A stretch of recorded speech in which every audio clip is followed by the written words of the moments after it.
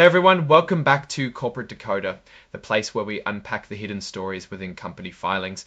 And let's just say this one has a rather interesting twist to it, a shareholder meeting that's all about a big company sale. So today we're diving into a Form 8K filing from WNS Holdings Limited. And this report is all about a significant event, a special meeting where shareholders voted on a major transaction.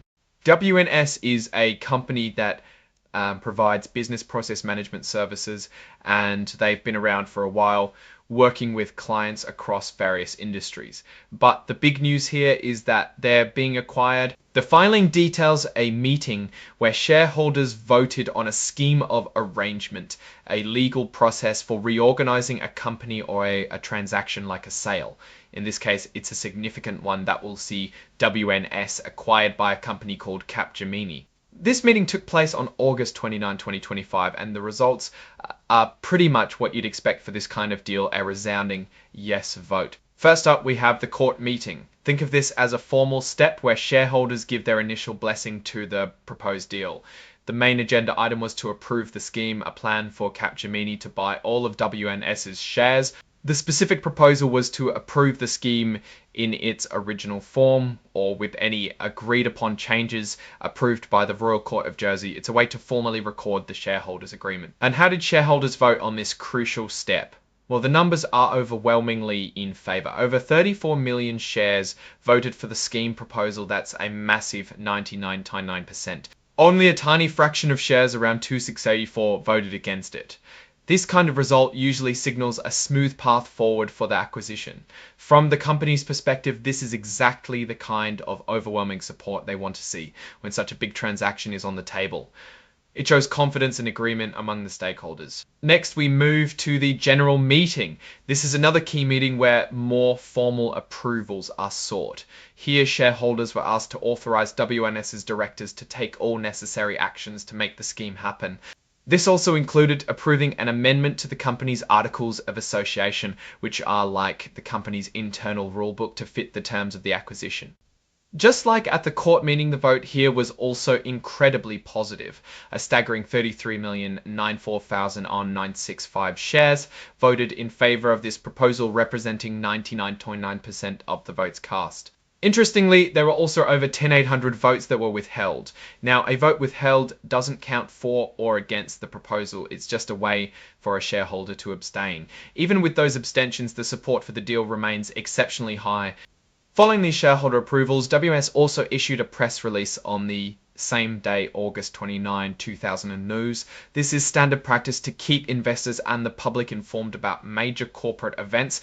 This part of the filing essentially confirms that the company is sharing important information to ensure everyone has access to the same news at the same time, which is part of a regulation called Regulation Fair Disclosure, or FD. It's about treating all investors fairly by preventing selective disclosure of information. Finally, the filing lists the exhibits attached. The most important one here is Exhibit 99.1, which is that press release we just talked about. There's also a mention of a cover page interactive data file, which is a requirement for electronic filing, making the information machine readable for regulators and analysts. Overall, this filing is a clear indicator that the acquisition of WNS Holdings by Capgemini is moving forward with strong shareholder backing. The votes at both the court meeting and the general meeting overwhelmingly approved the scheme of arrangement and related proposals. This suggests a smooth transition for WNS and its shareholders as they prepare to join the larger Capgemini group. Now, looking at WNS's situation before this acquisition, as a business, WNS has been a player in the business process outsourcing market. This is a competitive space where companies offer services like customer support, IT help, and back office operations to other businesses, aiming to improve efficiency and reduce costs. Their acquisition by Capgemini, a global leader in consulting digital transformation and IT services, makes strategic sense. Capgemini likely sees WNS as a way to expand its service offerings, particularly in areas where WNS has a strong presence or expertise. From a shareholder perspective, this kind of acquisition usually means shareholders get paid out a premium for their shares. So while we don't have detailed financial tables in this particular 8K filing, the overwhelming shareholder approval implies that the terms offered were attractive. A key takeaway here is the ease with which the deal is progressing thanks to unified shareholder support. In the world of mergers and acquisitions, this unified approval is a significant de-risking event. It avoids protracted battles. Shareholders are happy, the buyer is happy, and the deal can close smoothly. The strength of WNS's position leading up to this acquisition was demonstrated by this high level of shareholder confidence. It indicates that the company has been managed effectively and that its strategic direction was generally well received by its owners. Any risks going forward would primarily be on the Capgemini side, ensuring a smooth integration of WNS into their existing operations and culture to realize the full value of the acquisition. For WNS shareholders, it's likely a positive outcome realizing the value of their investment.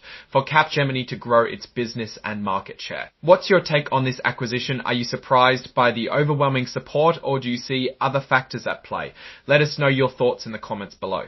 If you found this breakdown helpful, please give it a thumbs up and subscribe to Corporate Decoder for more insights into the world of business and finance. And don't forget to join our Discord community for more exclusive content and discussions linked in the description. Thanks for watching, and we'll see you in the next video.